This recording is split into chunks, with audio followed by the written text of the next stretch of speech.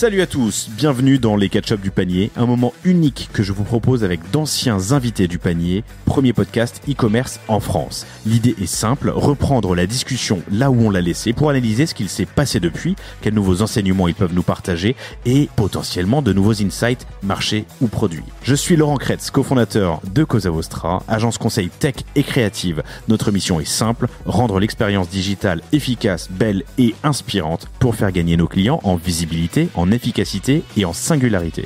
Si vous avez une épine dans le pied, parlons-en et écrivez-moi sur laurent@cosavostra.com ou sur LinkedIn, Laurent Kretz. Et surtout, n'oubliez pas de vous abonner pour ne rater aucun épisode du panier et des catch-up du panier sur lepanier.io pour trouver la newsletter. Belle écoute! Bonjour à tous, bienvenue dans ce nouvel épisode du panier. J'ai l'immense plaisir de recevoir Simon Paulet que j'avais reçu il y a presque exactement 2 ans puisque c'était le 1er avril 2022.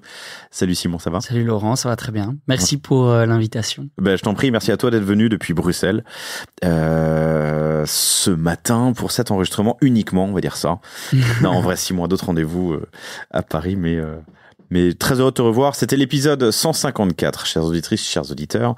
Simon, et je l'ai noté ailleurs, mais je vais le retrouver avec Benoît Forpier. Exactement. Fortpied, Simon Paulet, Polet. Donc Simon est ton associé. Vous êtes les fondateurs de Merchery, que vous retrouvez sur merchery.co, merchery.co, qui fait de la personnalisation d'objets et des objets brandés. Ouais, tout simplement.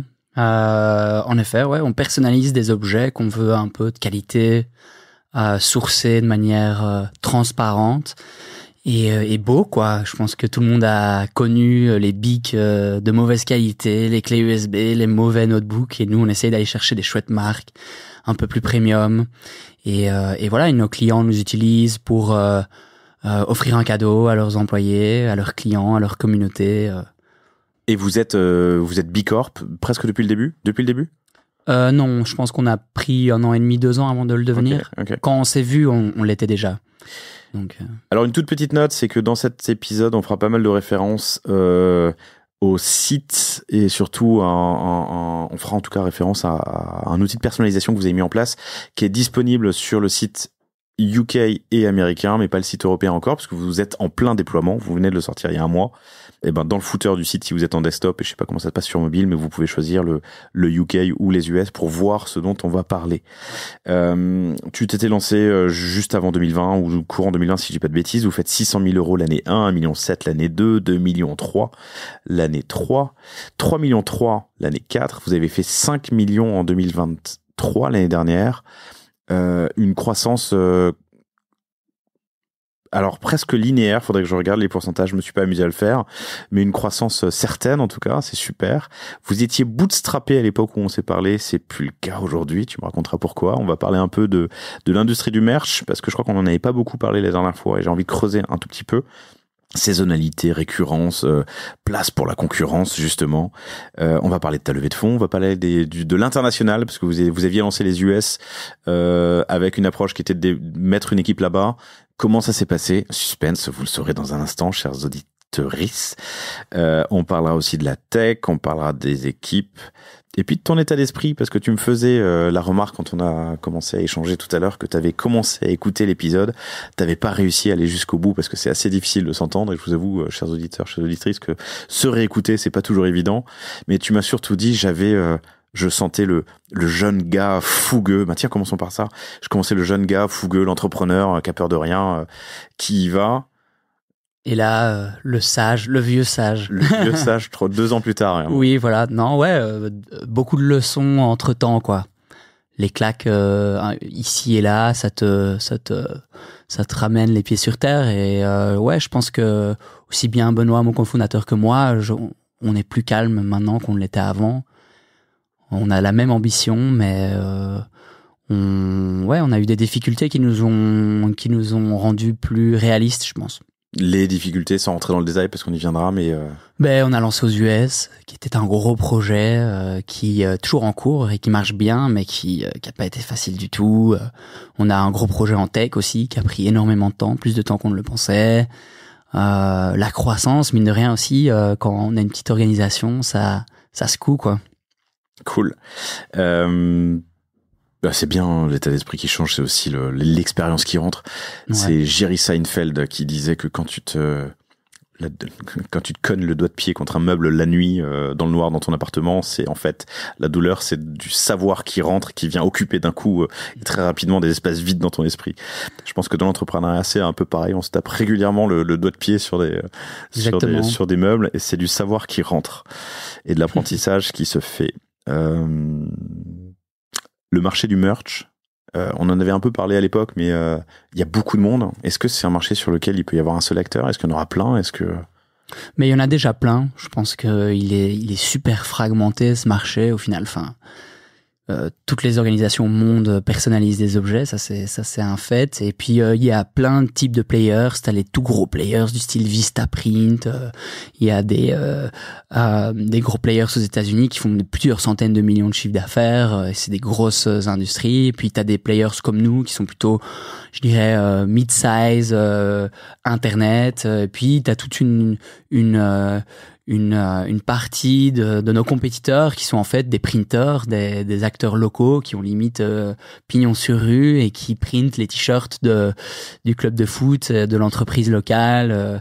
Donc c'est un gros marché et voilà, chacun son style. Je pense moi que c'est pas le winner takes all justement et que c'est une industrie gigantesque où il y a un gros potentiel de réinventer les choses aussi parce qu'il y a beaucoup de volume qui est fait et nous ce qu'on a envie de faire c'est un peu plus de qualité. Un peu plus de beauté dans cette industrie qui était fort concentrée sur le prix et le volume, quoi. Je me souviens à une époque où tu pouvais même imprimer tes cartes de visite dans les supermarchés. Tu avais des machines à cartes de visite. Ouais. C'est vrai que là, il y a encore des imprimeurs partout dans les rues pour faire tes flyers ou comme tu dis, tes t-shirts. Je réalise même en parlant que dans chaque Décathlon, si je dis pas de bêtises, tu peux faire floquer tes t-shirts tes t-shirts sportifs. Ouais. La personnalisation est partout. La personnalisation est partout et puis c'est un truc un peu viscéral chez les gens, quoi. Enfin, c'est dans notre nature depuis toujours de vouloir. En fait, c'est un sentiment d'appartenance, quoi. Tu vois, tu fais partie d'une école, tu t'es fier de porter le pull de l'école, tu fais partie d'une entreprise, t'es fier d'avoir le logo sur ton dos. Et donc ça existe depuis longtemps, ça existe depuis toujours, mais ça change, quoi. Il y a aussi ce mouvement de allez, on va arrêter quand même les conneries avec ces cadeaux qu'on n'utilise pas. Donc on essaie de faire partie un peu de ce mouvement, quoi. Où est-ce que vous sourcez? On source de partout.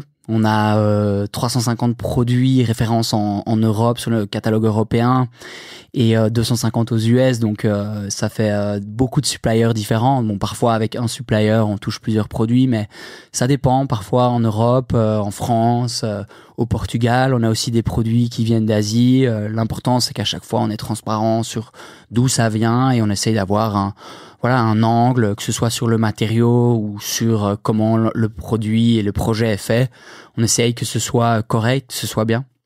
C'est intéressant ça, mais du coup pour être B Corp, est-ce que tu dois garantir la qualité de l'endroit où l'usine, la manufacture où ton produit est réalisé? Ouais, bien sûr. Plus t'es transparent ou plus ta supply chain est courte, plus tu gagnes des points en fait. Tu vois, nous par exemple, on fait chaque année un bilan carbone et il y a rien à faire. Les produits qui viennent d'Asie, elles creusent quand même notre bilan carbone, donc c'est un point qui est important, ouais, c'est sûr. Et il y avait une particularité, c'est que enfin une particularité, j'imagine, c'est que vous personnalisez aussi des produits de marque. Il y a du Reigns, il y a du Patagonia. Ça, j'imagine que c'est pas facile d'aller convaincre une marque de te laisser personnaliser son produit. Ouais, c'est. Et en même temps, est-ce qu'elle a le choix, pardon? Non, mais c'est notre bataille, hein. On essaye d'aller convaincre des marques ce qu'on essaye de faire, c'est de créer une sélection de produits uniques, tu vois, de produits où tu dis, ça c'est cool, c'est un cadeau que j'aimerais bien recevoir, quoi. Et pour faire ça, on va contacter des marques qu'on aime bien nous, et souvent c'est des marques B2C, et le B2B c'est pas vraiment leur tasse de thé, et puis en fait le merch c'est un marché qui fait un peu peur, quoi, tu vois, genre si t'es une belle marque genre Reigns, que on vienne foutre des logos sur tes belles vestes de pluie, ça te stresse, quoi. Et donc nous on essaye d'offrir un environnement qui respecte leur marque, leur code de marque visuel, mais aussi leurs valeurs. Donc c'est comme ça qu'on va les convaincre, mais c'est du travail, tu vois, c'est beaucoup de travail. Et du coup, la personnalisation se fait à la manufacture, chez vous, elle se fait à quel endroit? Il y a deux use cases. Soit ça se fait directement chez le producteur, parce que peut-être que la marque le fait déjà, tu vois, je pense Opinel, mais en fait c'est un service qu'ils offrent déjà, donc ils le font dans l'usine. Et donc le produit va directement de la marque ou de l'usine vers le client, ou parfois ça fait un stop chez un de nos printers partenaires. Ok, donc potentiellement le produit passe de la marque à ce printer et ensuite directement au client final. Ouais. Ok. Je reviens sur l'industrie, donc une industrie fragmentée, hein, c'est ce que tu disais. Quand on préparait l'épisode, tu me parlais des blanks. Ouais, blanks, ça veut produit dire blanc. Produit blanc, ouais. White label. Donc il y a des gens, et il y en a beaucoup d'ailleurs, qui produisent ces produits qui sont prêts à être floqués, personnalisés. Ouais, on se rend pas compte. Tu vois, genre par exemple dans le textile, à Bruxelles, il y a une boîte qui s'appelle Stanley Stella, et c'est pas une marque connue parce qu'en fait, la marque n'est pas visible, sauf à l'intérieur des étiquettes sur les t-shirts. Mais en fait, leur métier, c'est de vendre des produits blancs pour des boîtes comme Mercury qui les revendent à des clients, quoi, ou des agences. Et tu vois, du style cette boîte Stanley Stella, je crois qu'ils font près de 200 millions de chiffre d'affaires, quoi. C'est énorme. Ouais. Okay. Un bon podcast d'ailleurs, je pense, le cofondateur Jean Chabert. Jean Chabert, tu le connais ? Un petit peu. Tu me feras une intro ? Je vais essayer. Jean, tu es le bienvenu sur le panier. Question con, mais tu sais, on dit que dans la ruée vers l'or, ceux qui ont vraiment fait de l'argent, c'est les marchands de pelles. C'est bien dit. J'avais jamais entendu ça. C'est vraiment bien dit. Ouais. Est-ce que remonter la chaîne de valeur et produire vous-même a été une question ? Tu touches un tout bon sujet sur lequel on travaille. On a envie de créer nos basics, Mercury Basics. Donc, tu vois, aujourd'hui, on vend majorité de nos produits. Tu vois, genre 40% de notre chiffre d'affaires, au final, c'est des hoodies, c'est des sweatshirts, c'est des t-shirts, c'est des tote bags. Donc, on travaille là-dessus, en effet. Ok, intéressant. Pour quand ? Écoute, quelle est l'ambition ? L'ambition, j'aimerais bien que d'ici la fin de l'année, on sorte nos 3 premiers basiques. Donc, a priori, ce sera un objet textile, un notebook et une bouteille. Et tout se fait en Europe. Par exemple, pour le textile, fait au Portugal avec du coton organique. Donc voilà, mais c'est un projet, c'est faire des pelles, quoi. C'est un autre métier. Tu vois. Mais donc maîtriser toute la chaîne. Et ouais. faire faire votre propre modèle chez une manufacture existante ou Mais au final, tu vois, quel est le... Ouais, c'est ça. On va travailler avec un partenaire, mais on va directement chez le producteur, enfin dans une usine, on sélectionne les matériaux, on décide des coupes, puis ensuite on fait produire des produits, quoi. Ok. Dans ce marché un peu éclaté où il y a beaucoup de producteurs des blanks, toi tu dois faire la diff, et que je te choisisse toi, Mercury ou un autre, quel est le plus produit, quelle est la promesse, quel est l'USP, le Unique Selling Proposition? Écoute, ça a toujours été la même si on a toujours essayé d'en rajouter ici et là, mais le fondement de notre USP, c'est notre sélection de produits. C'est tu vas sur le site et puis tu vois des cadeaux ou des produits et tu dis ah tiens, j'avais pas pensé à ça, ou ah tiens, c'est une chouette idée, je savais pas que cette marque par exemple pouvait être customisée. Donc on se bat beaucoup pour créer une sélection de produits riches et de qualité, quoi. Ok, très bien. Et la facilité, j'imagine, enfin l'UX, l'expérience que j'ai sur le site pour faire de la personnalisation. Vous pouvez le tester, les amis, sur le site de Mercury UK ou US. Ou en Europe dans un mois. Ou en Europe dans un mois. Bah, d'ailleurs, l'épisode sortira mi-mai, donc potentiellement ce sera déjà là. Tout juste. On croise déjà. Bref, allez faire un tour pour tester. Tu me disais qu'il y a de la saisonnalité dans cette industrie. Ouais, donc nous, une grosse partie de nos clients, ils font ça, ils utilisent nos produits en cadeau. Et en fin d'année, il n'y a rien à faire, tout le monde fait des cadeaux. Donc on fait 60% de notre chiffre d'affaires sur les 4 derniers mois. Et tu sais si c'est plutôt à destination de clients partenaires goodies ou si c'est de l'interne? C'est moitié-moitié. Donc on a ce qu'on appelle le cadeau en interne. Ouais. Et puis on a ce qu'on appelle l'objet promotionnel, quoi. Clients, communauté, foire, ou alors revente. Parfois, il y a des gens qui revendent nos produits ou des projets un peu out of the box. Mais je dirais c'est moitié-moitié. Pour qui revendent vos produits, c'est-à-dire? Ouais, on a ça, tu vois. Par exemple, des marques qui font un sujet complètement différent et puis ils se créent une petite ligne de merch et puis ils le revendent, quoi. Ça arrive, même si c'est pas notre gros use case, mais on a fait des trucs un peu comme je te disais tout à l'heure, on a un projet avec le Financial Times et ils donnent le merch à leur premier abonné, quoi, tu vois. Enfin, quand la personne s'abonne. Mais ça, c'est du goodies, c'est du ça, objet c'est, promotionnel. ouais, ça, c'est du plutôt promotionnel, quoi.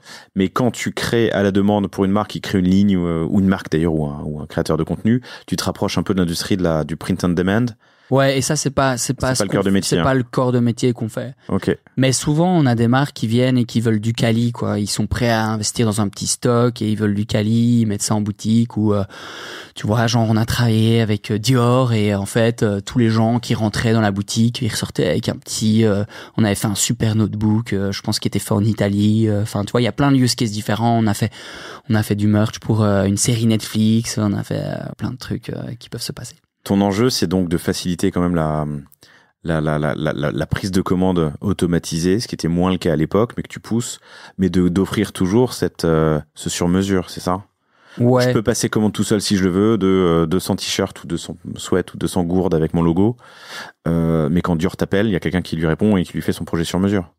Ouais, ça dépend en fait. On s'est rendu compte justement plus ou moins un moment un peu après où on s'est parlé la première fois, et on s'est rendu compte qu'il y avait plusieurs typologies de clients, quoi. T'as le gars ou la personne qui vient sur le site et qui veut faire 15 t-shirts avec un logo sur la poitrine, tu vois, il faut pas forcément un échange, quoi. Et puis t'as des gens qui veulent faire 20 000 unités d'un produit spécial avec tu vois, de la customisation qui va loin. Donc ouais, il y a plusieurs typologies de clients et on essaye de les servir chacun de la façon dont ils souhaitent, quoi. Tu me parlais de la saisonnalité, donc toi ton année fiscale c'est de janvier à décembre et ton dernier quarter c'est le quarter le plus important. Ouais. C'est ça. Donc avant novembre, tu sais pas comment va être ton année. Ben t'as une indication. On a une indication, ouais, mais c'est sûr que la fin d'année est importante, quoi. Et on doit être prêt, on doit avoir les produits nécessaires disponibles sur le site. Ça tabasse un peu, quoi. C'est quoi la proportion? Qu'est-ce que tu fais sur les 9 premiers mois versus les 3 derniers? Je sais qu'on fait 60% du chiffre sur les 4 derniers mois. C'est énorme. Donc tu peux potentiellement planter ton année et ta croissance sur les 4 derniers mois. Ouais. C'est pour beaucoup d'industries pareil, tu vois, la saisonnalité et le fait que tout repose sur quelques mois. Moi, c'est le cas dans le service. j'ai 2 temps forts dans l'année, c'est novembre, décembre et mai, juin, en gros, qui sont soit les queues de budget, soit les projets que tu lances. Ouais. Et clairement, je fais ma décroissance, ma stagnation, ma croissance sur les quelques derniers mois. Et donc, on fait tout pour préparer au mieux ces derniers mois et être en avant, si tu veux, les mois précédents. Mais c'est vrai que t'as quand même cet inconnu. Ouais, mais après, ça s'appelle la saisonnalité. Hein. Ce que je remarque, c'est que tous les modèles de business ont leurs avantages et inconvénients. Il y a de la récurrence, j'imagine, puisque t'es en B2B principalement, uniquement. Ouais, on fait tous les mois 45 à 50% de notre revenu est généré par des clients existants. Donc c'est assez agréable. Avec quelle fréquence de commande? Leur dernière commande date de 3 mois, 6 mois, 2 ans. Ouais, 4 à 6 mois après la première commande. Donc tous les mois, 40 à 50% de récurrents sur des clients qui commandent 2 fois par an. En gros. Ouais, plus ou moins, ouais. Plus ou moins. Ouais. Hyper intéressant. Comment t'as géré cette fidélisation, cet engagement, comment tu relances de nouvelles commandes? Ça, c'est le gros sujet. Écoute, on a essayé plein de choses. On a même à un moment eu une personne qui ne faisait que du customer success. On a, on a fait des campagnes de fidélisation avec des promos, etc. Mais in fine, le seul truc qui compte et qui fonctionne, c'est que l'expérience au moment de l'achat soit incroyable et que la personne reçoive des produits qui soient de qualité, qu'elle soit livrée à temps et que la personne de contact soit sympa. Enfin, la seule chose qui compte, c'est que ce soit top au moment où tu commandes et puis la personne revient, quoi. Mais tu la relances quand même, tu lui fais un rappel, comment ça se passe? Alors, je comprends ce que tu dis, évidemment, j'ai commandé mes 50 t-shirts pour mes employés, en décembre, ou mes clients, puis j'ai le salon qui revient, c'est facile de revenir à la même commande et de la dupliquer. Mais il faut quand même y penser. Entre-temps, j'ai peut-être été contacté par 5 autres marques. Qu'est-ce que... comment tu l'actives, ta base? Ouais, nous, on fait les trucs classiques de l'emailing, On engage notre communauté sur les réseaux sociaux, tu vois, on crée du contenu sur ces marques justement qui sont bien contentes. On a des sales qui font des campagnes, qui recontactent les leads. Donc voilà, ça c'est les trucs un peu classiques qu'on fait, mais ce que je remarque, ouais, c'est que 1 € investi dans toutes ces démarches de relance est en fait mieux investi dans l'amélioration, par exemple, de notre packaging, de notre supply chain, de notre relation avec nos printers. Et donc là, la priorité depuis le début de l'année 2024, c'est ça, c'est se dire, ok, en fait, axons tous nos efforts sur l'expérience, quoi. Hyper intéressant. Plutôt que sur le CRM ou les sales. Enfin, mais, choisir, je dis pas que tu fais que l'un ou que l'autre, mais à choisir, tu préfères l'expérience que le... Je pense, c'est un peu notre théorie du début d'année, quoi. C'est de dire, ok, on a tellement été obsédé par l'upsell dans sa forme plutôt sales, que en fait peut-être qu'on s'est trompé. Notre énergie, ça doit être sur l'expérience en elle-même, et en fait on a eu cette réflexion. C'est quoi les marques qu'on kiffe, c'est quoi les expériences que tu kiffes en tant que client et que tu recommandes ou que tu réitères. Et en fait, c'est quand on discutait de ça et quand y penses, tu rachètes un produit parce que t'as kiffé l'expérience, pas parce que t'as reçu 15 emails après, quoi, tu vois. Et qu'est-ce qui peut rajouter cette touche un peu qui permet d'ajouter également un souvenir impérissable, quoi, tu vois, et comment tu peux créer une valeur émotionnelle lors de l'achat qui fait que le client il revient. Et en B2B, c'est un vrai sujet, je trouve. Ouais. L'expérience, c'est intéressant. La facilité d'achat, je trouve, en est une autre. Et moi, il y a des produits que je rachète parce que effectivement l'expérience était cool et que j'aime la marque et que voilà, j'ai réussi à être embarqué. Il y en a d'autres. Je vais ici me trahir un peu, pardon, mais j'achète mes jeans chez Uniqlo. Je sais pas si c'est bien ou c'est mal, ne me jugez pas, mais je connais mon modèle, enfin mes modèles, ma taille. L'expérience d'achat, c'est 18 secondes en magasin. Enfin, tu vois, je rentre dans le magasin, je les essaie même pas. Je prends, les 2 ou 3 modèles que j'achète. Ouais, ben tu vois, nous on a fait ce gros travail, on a créé un self-service, donc c'est justement le site web où en gros les clients peuvent venir et personnaliser leurs produits eux-mêmes, commander sans avoir une interaction avec un sales. En final, ils savent leurs produits, leurs projets, et ils peuvent en fait reorder assez facilement. Tu vois, c'est la facilité d'achat. Donc quand je reviens 6 mois après, je retrouve ma commande précédente et je peux la reprendre ou la modifier et avancer. Exactement. Quoi. Donc tu vois, ça fait partie aussi de notre plan d'action. C'est ok, on améliore cette expérience d'achat, quoi. Donc grosse récurrence, 40 à 50% tous les mois sont des clients existants qui ont déjà commandé dans les 6 derniers mois, dans ces eaux-là. C'est beau. Et tu me disais aussi que la croissance, qui a été continue et soutenue depuis le lancement de la marque, se fait en partie avec des partnerships, avec des partenaires, pardon, on va parler français. Oui, des agences, c'est un truc qui a énormément grandi. On bosse avec des agences de branding, communication, événementiel. Et en fait, ce qu'on fait, c'est qu'on est leur partenaire de production de merch, quoi. T'es une agence de branding, tu fais un rebranding, il est fort probable que le client, en fait, à ce moment-là, parce que c'est un moment de transition, veuille faire, tu vois, du merch. Et voilà, nous, on travaille avec des super agences. On travaille avec les meilleures agences au monde. On travaille notamment avec Pentagram, Wolf Hollins, Base Design, et aussi des agences d'événementiel qui font de l'événementiel pour des marques de sport, de luxe, etc. Et donc, on fait des super projets avec ces agences qui sont super contents en fait d'avoir un partenaire qui fait de la qualité et qui va printer sur leur belle marque, leur création entre guillemets sur des produits qui sont top. Donc voilà, et on a un deal commercial avec ces agences et c'est comme ça qu'on crée une relation long terme. Et au final, une agence a 20, 30 clients par an, et donc ça nous permet d'avoir de la vente indirecte. Donc une bonne expérience et des beaux produits certes, mais un deal commercial aussi. Donc il y a de la remise, il y a du kickback, il y a du comment? Ouais, en fait, on a un modèle où en gros c'est soit l'agence a un cut sur la transaction, soit l'agence donne un cut pour ses clients, tu vois, genre en mode ok, t'es mon client, tu vas pouvoir avoir 10%, 20% 10-15% chez Merchery, et le client est content et l'agence parfois est contente aussi en fait d'offrir ça à ses clients. Je te laisse terminer ta phrase. Quand on avait enregistré il y a 2 ans, tu m'as dit on est nul sur LinkedIn, ça coûte cher et ça marche pas, ou ça coûte cher pour de mauvais résultats. Est-ce que ça a changé? Écoute, ouais, je pense qu'on a un peu, je veux pas dire craqué le truc, mais on est moins nul, quoi. C'est parce qu'au début, on a bien commencé sur Instagram, on avait une bonne communauté, alors qu'on a un business B2B. Et aujourd'hui encore, on a une communauté de genre 28 000 followers sur Instagram, donc on est pas mal. Et sur LinkedIn, on était un peu à la traîne. Et puis il y a quelques trucs qu'on a changé, genre aujourd'hui, on poste plus souvent. On est un peu décomplexé par rapport à la qualité du contenu, tu vois. Genre parfois, on demande beaucoup des photos à nos clients ou on va faire des photos chez nos clients. Et avant, même si la photo, si la photo était un peu nulle, on la postait pas. Et aujourd'hui, on s'en fout, quoi. On y va, on poste, on tag tout le monde. Moi, je fais aussi quelques posts perso. Tout le monde s'y met, on share. Et il y a une régularité toutes les semaines. C'est 2 à 3 posts. Boum, boum, boum. On tag les marques, on tag les gens avec qui on travaille et ça fonctionne bien en fait. Et c'est un top levier pour une marque B2B comme. T'es capable de tracer un peu la contribution au CA? Non. De LinkedIn, ce qui est LinkedIn, ce qui rentre par. Ouais, si on peut tracer, mais. Vous le faites pas.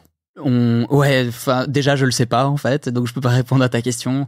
Le truc c'est souvent il y a plusieurs touch points. Et c'est assez dur de l'identifier. De remonter à la source. Ouais. Ce qu'on traque, c'est voilà le nombre d'impressions sur nos posts, le nombre de followers sur notre page. Donc là, on approche les 10 000 followers. Et ouais, le nombre d'interactions avec la communauté, quoi. C'est quoi le panier moyen? Sur les 5 millions l'année dernière, t'as fait combien de commandes? Notre panier moyen est entre 3,5 et 4 000 euros. Ah, ouais. Ok. Putain, c'est cool. Donc ça te fait 1300 commandes en gros sur l'année, je dis une bêtise. Ça, ouais. Et la moitié c'est du nouveau client. Ouais. Ok. Après le recurring évolue, il prend de plus en plus de place forcément et c'est de plus en plus difficile de rajouter une part de new business. Mais ouais, c'est ça. Non mais quand on en parle souvent sur le panier, mais c'est tellement confortable de faire du B2B. C'est génial. Non mais qu'est-ce que tu m'as dit? 3750 € la commande. En B2C, tu seras à 50, 60, 70, je sais pas, 80. Ça en ferait 10 fois plus, quoi. Ouais. Oui, mais c'est comme on disait, hein. Tous les business models ont leurs avantages et leurs inconvénients. Mais, non, mais c'est une bonne, réflexion quand même à avoir à un moment ou à un autre. Tu vois, j'ai enregistré récemment avec Inbag, que tu connais peut-être, qui fait des beaux produits qui viennent d'Inde. Ouais. Oui, je connais super. Textile, la banane et les sacs. Ils sont connus pour ça. Et lui, il a commencé par le B2B pour se lancer ensuite sur le B2C. C'est des problématiques qui sont complètement différentes. Le B2B a permis de créer, un matelas, disons, de commandes. Il faisait quelques centaines de milliers d'euros, avant de lancer le B2C. Le B2C a été une accélération, mais c'est des enjeux qui sont complètement différents. Il y a du retail, il y a plein de questions qui se posaient pas avant. Ouais. En tout cas, j'ai l'impression que si je devais commencer un business et qu'il y avait pas de recurring, qui soit naturel ou systématique, je le ferais pas, quoi. Enfin, c'est la première chose à laquelle je jetterai un œil, quoi. Est-ce que le client va revenir de manière régulière, oui ou non, et est-ce que je peux l'inciter à le faire, oui ou non? Si c'est pas le cas, je m'aventurerai pas là-dedans parce que ça veut dire que tu dois recommencer tous les mois, quoi. Enfin, c'est compliqué, quoi. Et même nous, en fait, notre recurring, on doit le travailler, tu vois. C'est pas, il est semi-naturel, donc il y a quand même de l'effort, tu vois. Si en plus, en fait, ton business, il y a pas de recurring, c'est-à-dire que t'achètes, j'en sais rien, moi, un vélo, et puis en fait, le type, il achète plus de vélo pendant 5 ans. Il faut en vendre des vélos, quoi. Vous avez levé des fonds. Oui. T'avais fait un passage par eFounders où on t'a appris l'ambition, c'est ça? Ce que tu m'as dit tout à l'heure, et que vous étiez bootstrappé pendant un bout de temps, mais vous avez levé entre-temps. Pourquoi? Ouais. Oui, et ouais, on était bootstrappé, et puis à un moment, en fait, on a eu l'envie et l'ambition de lancer aux US. Et puis, on a eu ce projet tech, qui était un gros projet de changement, qui allait être un changement de paradigme pour la boîte. Clairement, on n'arrivait pas à faire rentrer le projet dans nos finances. On s'est dit, si on veut le faire, il faut lever. Donc, on a fait une petite levée de fonds d'1 million avec des business angels, des entrepreneurs. C'est tous des entrepreneurs, nos investisseurs. Donc, j'ai eu mes anciens boss de chez eFounders, de chez Aircall, des entrepreneurs belges qui sont chouettes et qui nous accompagnent. Et donc Donc voilà, c'est ça. Au final, c'était nécessaire, pour être tout à fait honnête. Et puis nécessaire pour financer la croissance internationale et l'outil que vous avez développé sur mesure. Ouais, voilà. Ouais, c'était nécessaire. Mais vous étiez rentable depuis le début. On était rentable. Pas assez pour financer le. Ouais, on n'avait pas mis beaucoup d'argent sur la table, quoi, genre à peine 5 000 euros chacun. Et donc finalement, on grandissait bien, top, mais on n'avait pas un matelas suffisant pour nous dire, ok, on fait péter, on va à New York, c'est parti. Et puis ce million-là nous a permis de nous dire, ok, on y va, quoi. Ok. Dans un cercle proche, c'est ça, de gens que vous connaissiez ou en tout cas des réseaux N ou N+1, ça a mis du temps? T'as un conseil, un retour d'expérience sur ta levée de fonds? Ouais, moi j'ai pas kiffé la levée de fonds. Vous l'avez fait vous-même ou vous êtes fait accompagner? On a tout fait nous-mêmes. Okay. Et bon, la chance c'est qu'on a des tops invests qui sont sympas, c'est des entrepreneurs. On n'a pas levé, on n'est pas une boîte qui a vocation à, tu vois, avoir un espèce de chemin VC, quoi. On est une boîte qui est rentable, qui sera jugée sur son EBITDA, donc on est une boîte traditionnelle et donc c'était ça la story pour les investisseurs et on a pris des investisseurs qui sont alignés avec nos valeurs. Mais ouais, ça c'est beaucoup de défocus quand même, en tout cas pendant la levée de fonds. Et voilà, on était content quand c'était fait. Ok, ça a pris combien de temps? On a commencé en août-septembre 2022 et on a closé début 2023. Ouais, donc 6 mois. Ouais, 6 mois de travail. Ouais. Je sais pas comment on aurait pu aller plus vite. Mais voilà, c'était une belle expérience aussi. Ça te permet de réfléchir à ton business, de le pitcher, et puis de solidifier ta vision aussi, quoi. L'un des objectifs de cette levée, c'était le lancement ou relancement aux US. Parlons de l'international. Raconte-moi les US. Ouais, grosse histoire. Non, belle histoire en vrai. Donc ouais, plus ou moins quand on s'est parlé la première fois, en 2022, on avait déjà des clients aux US. Donc le même site avec des produits européens, on nous contactait pour acheter ces produits aux US sans beaucoup d'efforts. Et donc ça, c'était la première chose qui nous a mis la puce à l'oreille. Et puis après, on a eu quand même cette espèce de je sais pas si c'est un ego trip, mais cette envie d'aller aux US, cette intuition aussi. C'est le plus gros marché merch de loin du monde. Et on a un positionnement qui, je pense, résonne énormément. Et donc, on s'est dit, ok, c'est parti, go, on en fait un projet. On a été vite et puis on a levé des fonds. Et au moment où on a closé la levée de fonds, on a envoyé 2 personnes aux US. Déjà à ce moment-là, on avait un site US qui tournait avec des produits US. On a recréé un catalogue entier avec des produits qui sont sourcés aux États-Unis, des donc, printers. Quand tu me disais 350 produits en Europe et 200 aux US, il n'y a pas d'overlap? Il y a des overlaps, mais c'est uniquement quand la marque est distribuée dans les 2 pays, tu vois. Genre, je prends un exemple, j'en sais rien moi, les boules au but, elles sont pas faites aux États-Unis, elles sont pas distribuées aux États-Unis, tu vois. Donc elles sont pas sur le catalogue américain. Par contre, un produit comme on fait par exemple Reigns, Reigns ils sont aussi aux États-Unis. Donc le produit est sur les deux continents, quoi. Je t'ai interrompu. Donc, vous créez une équipe, vous envoyez des personnes ou vous recrutez sur place? On envoie 2 personnes, ouais. Des Français, Belges, peu importe. Ouais, jeunes, hyper jeunes employés qu'on envoie là-bas. Employés ou employés, ouais. Donc il y a tout le processus de demande de visa. On a créé une structure aux US, on a créé une boîte au Delaware. On a investi dans la boîte pour avoir les visas. Tu vois, c'était un visa investisseur.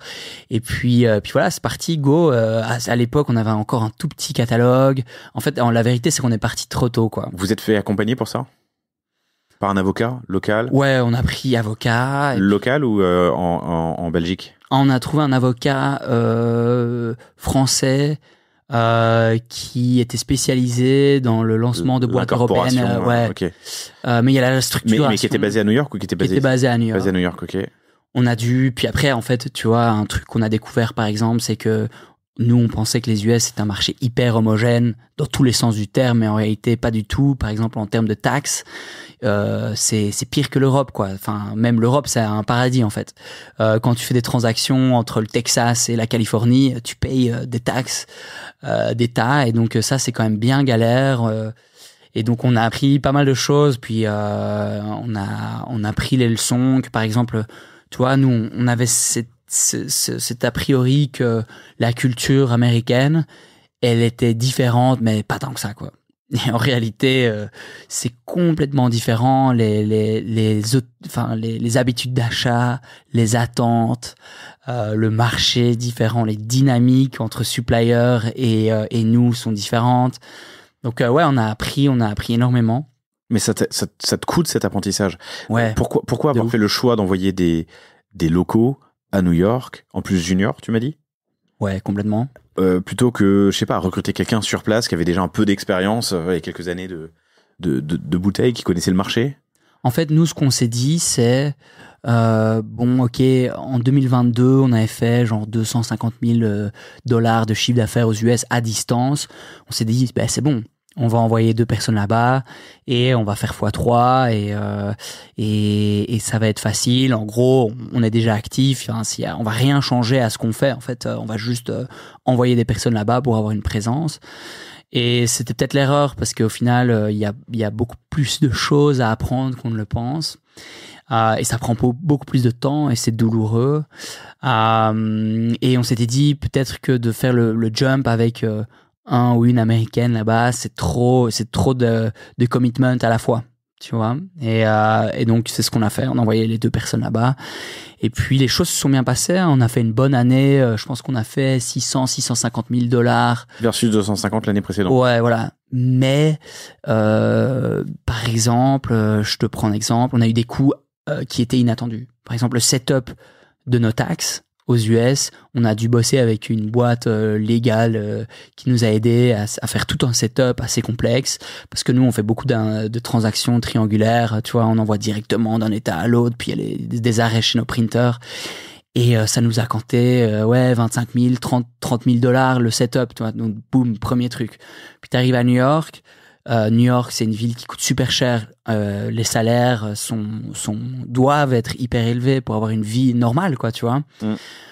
On s'est dit, ok, on va recruter. En fait, un sales normal, même pas bon, à New York. Déjà, c'est dur à trouver. Et puis en plus, c'est cher.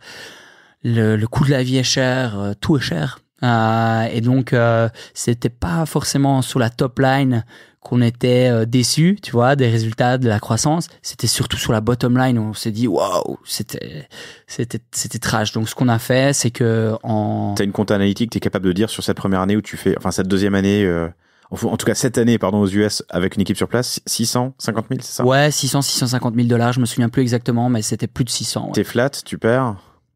On Bottom perd. line? Non, on perd. Okay. On perd de l'argent aux US et c'est ce qui met la boîte dans son ensemble en déséquilibre pour l'année 2023.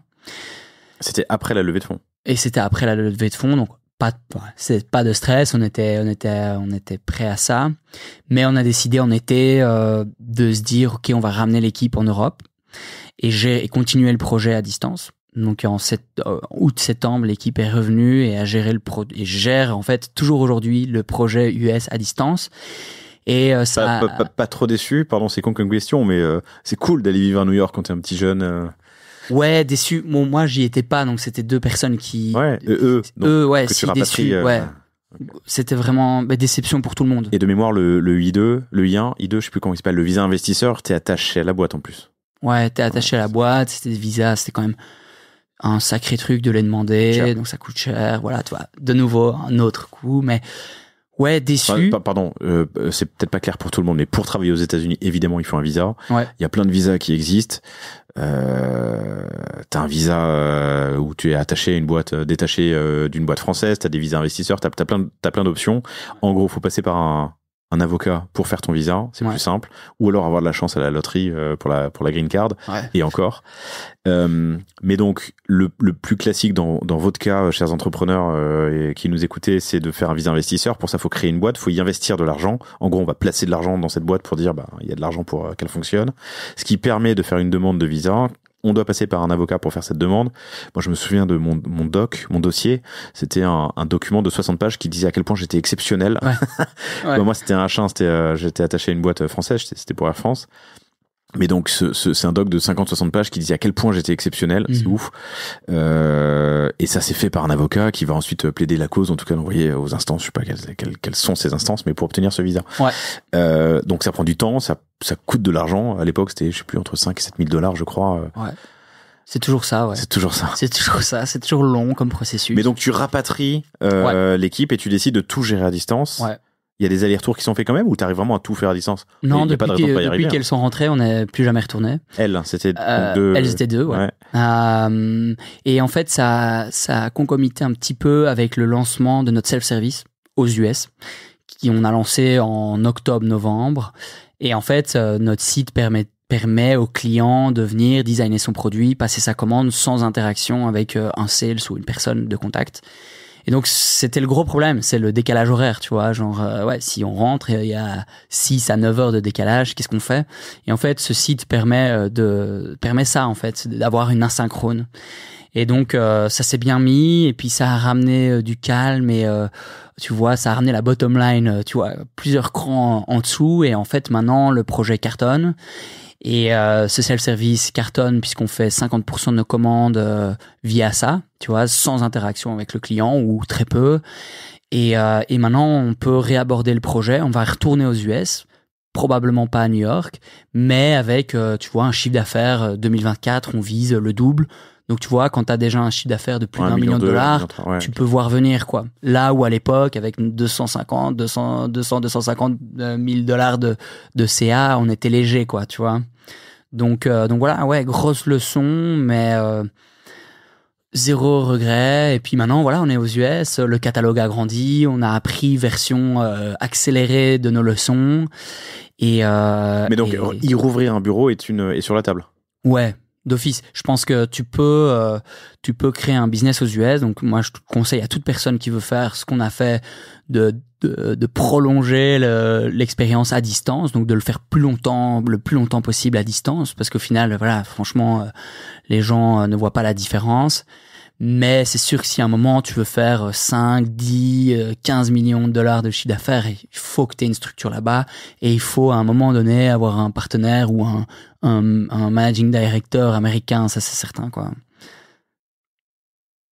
Voilà. Je réfléchis parce que j'ai reçu il y a quelques jours quelqu'un qui me disait que ils ont eu des MDs, managing directors français et ensuite américains ou l'inverse, et qu'en fait ça faisait aucune putain de différence. Qui était-ce? Tiens, c'est intéressant ça. Ça dépend, mais c'est dur de trouver les bonnes personnes. Freeman T. Porter, non, je sais plus. Eh ben, pardon, combien ça a coûté la première expérience aux États-Unis? Donc t'as deux salaires, un salaire c'est 100 000, 70, 80, 100, 120, 150, ouais. Plus les taxes, plus les bonus, tu vois, si tu veux mettre quelqu'un bien à New York, c'est-à-dire bien avoir une vie normale, un sales moyen, il gagne d'office plus de 100 000, quoi, tu vois, plus les variables, et tu vois, aux US, ils ont même parfois des modèles où les variables peuvent faire péter le salaire, quoi. Donc voilà, les salaires ça coûte cher. Donc t'as déjà deux employés, t'as 300 000 balles de 250, 300 000, j'en sais rien, de salaire plus charge plus machin, plus cotisation, 401k, tout ça. T'as des bureaux, mais les bureaux tu vas dans un WeWork. Ouais, après les bureaux, tu vois, c'est bête, mais à Bruxelles, un bureau ça coûte 300 balles le desk, quoi. Tu vois, bon, Paris c'est sûrement différent. Non, c'est de la 300-400, ça dépend. Ouais, voilà. WeWork c'est cher. Nous, voilà, on rapine un peu, on a des desks à 250, tu vois. À New York, même un WeWork c'est cher, quoi, tu vois, c'est cher partout, tout est cher. Donc voilà, les déplacements, y aller, les avocats, les visas, le setup pour les taxes, ça t'a coûté 500 000 balles. Ouais, je dirais minimum. Okay. Après on a rentré du chiffre d'affaires, tu vois, mais oui, bien sûr, je dirais minimum 500 000 balles. Ouais. Okay. Et c'était pas assez. Après il faut acquérir des clients, au début c'est plus dur, donc tu vois, il y a des boîtes, moi j'ai parlé à des entrepreneurs qui m'ont dit quoi, tu vas sans thunes aux US ou même avec ton million, tu vas te faire ramasser, quoi. Et nous on était là, mais non. Il y a cette théorie, et en fait, il y a cette théorie qui dit, ouais, si tu vas avec un SaaS, par exemple, aux US, tu dois avoir 2-3 millions. Et en fait, c'est pas faux. Tu peux y aller de manière plus progressive, mais alors il faut le faire progressivement. Il faut, tu vois, faire à distance, et puis voilà. Et donc, puis il y a des boîtes qui cartonnent naturellement, mais bon. Ça, ton apprentissage, et il vaut pour toi, peut-être pour plein d'autres gens aussi, mais ton apprentissage, c'est le faire à distance le plus longtemps possible, jusqu'à ce que tu dégages une marge suffisante qui te permet d'aller poser une équipe là-bas. Ouais. Les points chauds sont les plus chers. New York, Los Angeles, San Francisco, Boston sont les endroits où les salaires sont élevés, le coût de la vie est très élevé. Si vous y retournez, vous vous installez où? Mais je sais pas encore, c'est une discussion, mais tu vois, genre il y a des villes secondaires très chouettes, hein, genre Denver, Boulder, Austin. Bon, Austin c'est devenu une ville chère déjà, c'est déjà mort, mais même Chicago, tu vois, Atlanta. Donc il y a moyen de se poser dans des endroits qui sont moins chers, où en fait, et surtout il y a des talents qui sont accessibles. Aussi une taxation, ça paraît con, hein, mais la taxation à New York, elle est quand même solide. Donc tu peux aller, si tu vas à Miami par exemple, en fait c'est quasi un paradis fiscal, cet état quoi. Donc ouais. En gros, faut se faire bien accompagner pour aller choisir ton point d'atterrissage le jour où tu décides de te lancer. Ouais. Et ce jour-là, autant le faire le plus tard possible parce qu'on peut tout gérer assez facilement à distance dans ton industrie. Ça dépend des boîtes, mais moi je pense vraiment que c'est le cas. Vous avez lancé le UK aussi, et de la même manière vous avez créé une structure là-bas. Vous avez lancé quand le UK? Après les US ou avant? Après les US. Après les US. Est-ce que tu as du coup utilisé tes apprentissages Ouais. Même si le UK c'est de l'autre côté du... Ouais, mais tu vois, par exemple, du canal, quoi. La tentation est grande d'aller à Londres, ouvrir un bureau. Enfin, trop envie, évidemment, personnellement. Tu vois, c'était cool d'aller à New York. Mais ouais, on a fait les choses progressivement. Et puis aujourd'hui, on a une structure UK avec un numéro de TVA UK. Maintenant, on a une personne dédiée au marché UK. On a un site UK avec en pounds, etc. Mais tout ça se fait progressivement. Et je pense que c'était la meilleure chose à faire pour nous. Et maintenant, on arrive à un truc où on n'a plus peur de rien. Enfin, ça va très bien se passer, quoi.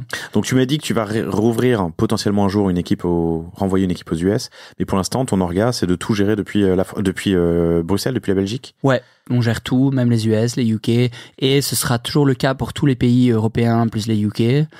Pas besoin d'un bureau UK, selon moi. Et les US, ce sera la petite exception, quoi. Pour le kiff? Quelle est la part du kiff dans ce chemin? Ouais, c'est peut-être un truc aussi. Attention au kiff. Tu vois, peut-être que le choix rationnel, et je pense que c'était le cas, hein, le choix rationnel, ça aurait été de se concentrer sur l'Allemagne, par exemple, qui est notre plus gros marché aujourd'hui. Mais bon, voilà, no regrets, on vit pour ça aussi, tu vois, on entreprend pour prendre des risques et se faire plaisir, quoi. Oui, se faire plaisir, hein, si on va bosser dans une boîte du CAC 40. Voilà, c'est ça, complètement. Dans un cubicle quelque part. C'est quoi le poids des pays? Donc dans l'ordre, Allemagne, UK, puis ensuite Benelux en fait, parce que voilà, ça reste quand même notre marché historique. Terreau, ouais. Et puis on marche super bien sur les pays nordiques. Et puis les US, ouais. Mais les US en 5e du coup. Non, les US, donc c'est plutôt Allemagne, UK, US, qui sont plus ou moins à égalité. Ok, tu peux me donner des chiffres? Tu me l'as dit tout à l'heure, donc un peu plus d'1 million sur les US, donc à peu près autant sur l'Allemagne et le UK. Ouais, voilà. Ce qui nous fait 3 sur les 5, et le reste c'est Nordique, Benelux. Ouais, okay, et tu vois, genre des pays comme la France, on est très peu présents. Peut-être c'est que ça va changer après ce podcast, j'en sais rien. J'aimerais bien, mais je suis très humble et ça reste un petit podcast de niche. Mais chères auditrices, chers auditeurs, allez faire un tour sur merchury.co pour regarder les produits que Merchury a à offrir. Sur l'orga, je crois que j'ai eu cette discussion avec Wilfried Granier, de Super Prof. Super épisode. Je sais plus si on a fait un catch-up, mais en tout cas super épisode que je vous recommande. Super boîte. Incroyable boîte. Et Wilfried gère, je sais plus combien de dizaines de pays, et le tout depuis la France, avec, en tout cas c'était le cas à l'époque, hein, Wilfried, si tu nous écoutes, bien viens me contredire dans un catch-up, avec un modèle qui était créer une équipe avec potentiellement un local, mais qui est revenu en France, mais tout ça pour avoir une sorte d'ADN, de culture bien partagée au sein du siège, et je trouvais l'approche intéressante, et c'est vrai que je vais dire des choses contradictoires, mais c'est vrai que post-Covid, on est quand même beaucoup plus enclin à travailler à distance avec le monde entier, évidemment. Mais d'un autre côté, l'humain, c'est important. Ouais.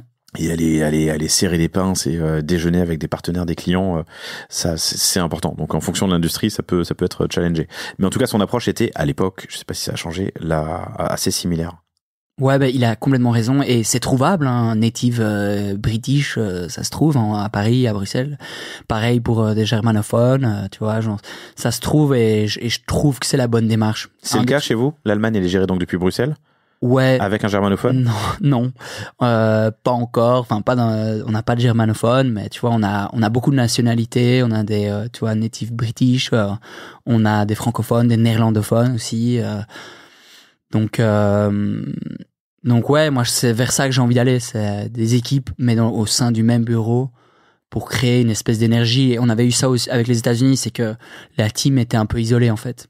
Et quand ton projet il est jeune, il grandit vite, il y a beaucoup de changements, c'est bien d'avoir tout au même endroit, quoi.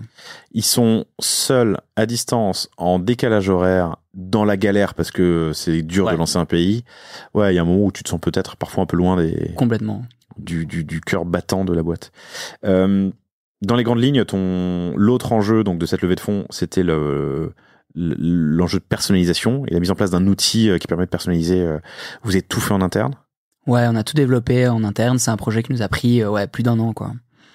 Donc à tester, hein, chers auditrices, chers auditeurs, sur le site UK ou américain, aller choisir un produit et on peut effectivement uploader un logo, le déplacer. Voilà, c'est pourquoi l'avoir fait sur mesure et en interne? Parce qu'en fait, la complexité, c'est qu'on a une variété de produits sur notre catalogue qui est assez ouf.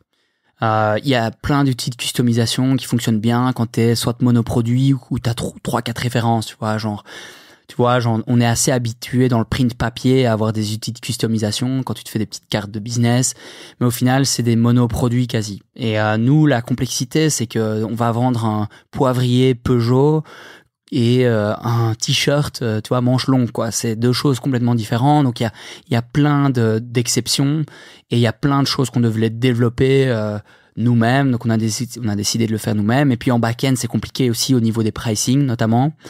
Un même t-shirt a un prix différent en fonction de ta customisation. Est-ce que tu fais une broderie, un printing, quelle taille de logo, combien de couleurs, enfin bref, c'est un peu un gros bordel. Et donc pour nous, la solution, c'était de développer ça nous-mêmes et d'offrir une expérience unique et smooth. Et honnêtement, on le regrette pas. Puisque ça court pas non plus les rues, les produits white label où tu peux en gros tu vois, utiliser un custo tool, un tool de customisation que tu brandes toi-même et puis c'est parti, tu vois. Donc voilà. C'est quand même un sacré enjeu parce que du coup, pour les produits, pour les blanks, pardon, je viens de faire un truc que je parle avec la main sur la bouche. Je reproche toujours à mes équipes, je dis quand tu parles, tu dégages ta bouche. Ouais. Sur les blanks, j'imagine que c'est prévu à l'avance pour pouvoir mettre ton logo à droite, à gauche, en bas, derrière. Sur les marques, effectivement, tu dois, pour un Opinel ou pour un backpack Patagonia, t'as des enjeux qui sont à chaque fois différents. Donc, chaque produit a son espace. Une zone de customisation que tu dois du coup lier dans ton outil back-end pour faire la customisation par l'utilisateur, c'est ça? Ouais. Et ta zone, ton printing a une taille maximale. Nous, on a une API par exemple qui va lire quand tu uploads ton logo le nombre de ce qu'on appelle de points. Par exemple, si tu veux faire une broderie, donc on va lire le nombre de points nécessaires et donc ça va transformer ce nombre de points en un pricing. Donc c'est complexe, c'est vraiment pas facile, quoi. Et chaque produit a ses zones et du coup chaque asset produit, parce que quand tu uploades un nouvel, je sais pas, je suis sur la veste Patagonia là, un sweater Patagonia, quand tu crées ton produit, tu dois définir quelles zones sont sur les assets photos. T'as un enjeu en mobile et en responsive aussi. Du coup, c'est hyper intéressant. C'est complexe. C'est complexe, ouais. Et ça, mais en fait, aux US, c'est quelque chose qui existe déjà dans notre industrie. Donc, t'es obligé d'être au... Donc nous, voilà, le niveau est au-dessus aux US. On l'a fait et on savait que ça allait être adopté. En Europe, il y a, la grosse majorité de notre marché, ça fonctionne en lead gen, quoi. C'est-à-dire que le client, il vient, il voit un beau produit, il met limite la quantité, il laisse son adresse email et puis ensuite t'as un échange limite au téléphone et par email. C'est ce qu'on faisait avant, quoi. Et puis en fait, on se rend compte que les gens aujourd'hui, ils ont envie d'aller vite, ils ont envie de voir leurs produits. Il y a cet effet, le phénomène Ikea, c'est la fierté d'avoir fait ton propre meuble, tu vois. Et on a l'impression d'avoir ça aussi. Et c'est un pari qu'on se donne, tu vois, qu'une grosse partie de nos clients vont adopter en fait cet outil et faire leurs commandes tout seul, quoi. Et par rapport à la concurrence, vous êtes les seuls, il y en a d'autres. Enfin, tu vois, j'imagine que Vistaprint a son propre outil, évidemment, mais... Ouais, il y a les gros players, les tout gros players qui le font, tu vois. Mais dans tout ce qui est plutôt petits players, internet ou locaux, il y a très peu, quoi, tu vois. Il y en a certains, mais c'est une minorité, quoi. Donc surtout en Europe. Aux US, il y a des players qui font des boîtes qui font des centaines de millions rien qu'avec un tool de custo, mais ça fait 100% la direction qu'on devait prendre, quoi. Ouais, mais ma question était bête, en fait. Sur les 5 millions d'euros que vous avez fait l'année dernière, quelle est la part de custom? Tout est customisé? Tout est customisé, ouais. Il y a aucune marque qui t'achète un t-shirt blanc. Non, et c'est pas le but en fait. C'est pas le but, ouais. Donc 5 millions d'euros, tout est customisé. Quelle est la part qui a été customisée via l'outil? Mais je suis bête, il a quelques mois. L'outil a été lancé aux US en octobre-novembre. Et donc t'as 6 mois de recul déjà. Ouais, et on vient de lancer au UK ici il y a 2-3 semaines. Aux US, pour te dire, maintenant 50% de nos commandes, plus de 50% de nos commandes passent par le self-service. Et en fait, ce qu'on remarque, c'est les plus petites commandes. Si tu veux un t-shirt avec un logo, si tu veux un bic, t'as ton logo, tu veux le designer toi-même, il n'y a pas besoin d'avoir une interaction avec un sales, tu vois. Donc, voilà. Donc aujourd'hui, c'est la moitié des commandes aux US qui passent par l'outil, qui ne passent pas par un sales. Voilà, ouais, qui sont automatisées, en fait. Ok. Et puis, on a notre design qui est généré, puis on lance la production, et puis c'est parti, quoi. T'as un proof quand même qui est envoyé, qui est validé? Ouais, il y a un print proof qui est envoyé au client avant un BAT, exactement. À la française, avant de lancer la production. Donc, ça facilite le process pour tout le monde, quoi. T'as lancé il y a 6 mois aux US et il y a 1 mois au UK. Ça veut dire qu'il y a eu des itérations et des améliorations entre temps. Ouais. Elles ont porté sur quoi, principalement? Et elles ont encore lieu, mais sur les détails. Ça, c'est un truc, on a changé de métier, en fait. Maintenant, on est sur l'optimisation d'un funnel, quoi. Donc, si ton éditeur de logo, il est pas là, ça peut freiner des clients. Si ton bouton n'est pas assez visible, tu vois. Donc, on a beaucoup travaillé sur le funnel et sur aussi la solidité et la performance de notre site web. Et puis, on a créé un gros tool interne qui est un sales tool. Tu vois, je prends une analogie, c'est Ikea. Si tu commandes une cuisine sur Ikea, tu peux soit te la faire toi-même sur leur tool, soit te faire aider quelqu'un qui va faire le design sur le tool et puis ensuite te le présenter via un call ou un rendez-vous dans leur magasin. Et tu peux choisir un peu comment tu te fais aider. Et en fait, il y a des outils en back-end pour la personne qui t'aide d'introduire sur ton compte des choses. Donc nous, par exemple, on va pouvoir créer un design pour le client, créer des projets et le pusher sur son compte, rajouter un discount. Et ça, c'est ce qu'on a travaillé depuis le mois de novembre, par exemple. Ok, hyper intéressant. On est le Ikea du merch. Ouais, dans l'expérience. Mais j'aime bien. Top, Simon, on a fait le tour de tous les sujets que je voulais aborder, je crois. Est-ce qu'il y a d'autres galères ou apprentissages depuis 2 ans qu'on n'aurait pas abordé que t'as en tête? Non, écoute, on a. Vous êtes combien aujourd'hui? On est une vingtaine. Ouais. Ok, efficace. Ouais, efficace. C'est le but. Tu vois, c'est le but avec ce self-service de générer un peu la possibilité de scaler, tu vois. Donc voilà, on est une vingtaine, il y a des stagiaires en plus, mais on essaye de rester lean. Et les leçons, nous on est 2023, c'était pas facile. C'était une année avec les US, avec tous les projets dans lesquels on s'est lancé, avec peut-être un peu, tu vois, cette confiance qu'on avait de l'année 2022. Donc 2024, on est super content parce que on retourne à l'équilibre. Tu vois, on redevient une boîte rentable. C'est plus confortable. Et c'est chouette. Et en fait, chacun son délire. Hein, mais nous, c'est l'environnement dans lequel on se sent le mieux. Et donc, cette période où encore on a craché du cash avec les US, c'était une période difficile. Donc maintenant, voilà, on a appris un peu à lisser notre ambition et à se dire, ok, c'est sur le long terme que ça va se jouer. C'est un marathon, donc déjà il faut profiter de la vie et voilà, c'est la leçon un peu qu'on a eue avec Ben et avec toute l'équipe. Donc voilà. C'est intéressant, hein, regarder loin, patience et la patience et assurance, hein, sur des bases solides, c'est un peu ce que tu dis, quoi, de la rentable. Mais de toute façon, c'était l'apprentissage de tout le secteur e-com retail, c'est de ouf. Renta, équilibre et ouais, voilà. Et patience. C'était très cool de te recevoir. Merci infiniment. Merci de te recevoir. Voilà, c'est ça. Si je te réinvite dans 2 ans, qu'est-ce que tu me racontes? En termes de chiffres, en termes de pays, en termes de produits. Tu t'es devenu une boîte tech uniquement. Ouais, donc grosse avancée niveau tech, expérience de ouf avec un tool de customisation sur le site qui est le meilleur qui existe sur le marché. Un lancement aux US avec une équipe là-bas et un développement, une vraie boîte sérieuse qui fait plusieurs millions de chiffres d'affaires. Toujours des engagements aussi forts sur la qualité de nos produits, une ligne de produits white label, Blanks qu'on a développé, et puis une équipe heureuse. Tu t'autoriserais à fournir d'autres merchandisers? C'est une bonne question justement. C'est la question du moment. Est-ce qu'on devrait faire cette marque Blanks mercherie, ou est-ce ça devrait être autre chose pour qu'on puisse en fait que d'autres personnes, d'autres revendeurs puissent en bénéficier? C'est une bonne question. Bah écoute, je la reposerai dans 2 ans, tu me diras. Simon, merci infiniment. Vous retrouvez Simon Paulet, P-O-L-E-T sur LinkedIn et ton associé Benoît Forpier, F-O-R-T-P-I-E-D sur LinkedIn si vous voulez poursuivre la conversation. Évidemment, allez faire un tour sur merchery.co, merchery.co pour voir tous les produits dont on a parlé et les outils. A priori en France quand l'épisode sortira.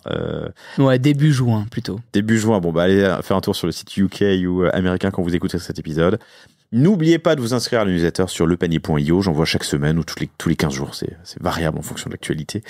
Les épisodes et puis des choses à ne pas manquer. Merci à toi. Merci beaucoup. Merci à vous. À bientôt. Salut.